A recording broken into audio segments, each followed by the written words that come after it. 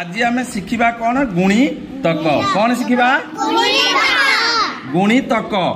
गुणितक धर गोटे संख्या है 2 गोटे संख्या है माली साहाय्य आम शिखा कौन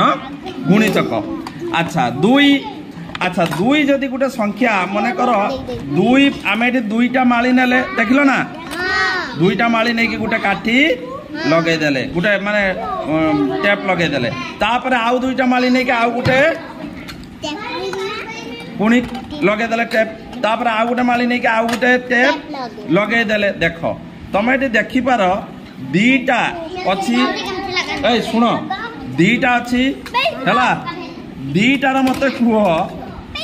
2 ये 2 मिसले केते गला 4 4 है 2 गोटे गुणितक ठीक सर कह 2 युक्त 2 युक्त 2 मिसले केते हला 2 युक्त 2 युक्त 2 6 है 2 गोटे गुणितक ठीक सर कह पुणी ये मिसला 2 युक्त 2 युक्त 2 युक्त 2 है ताने केते हला 8 8 है 2 गोटे गुणितक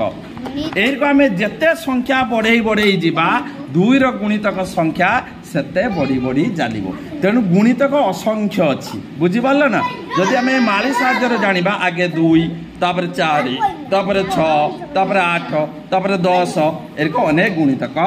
अच्छी भल लागिला ठीक।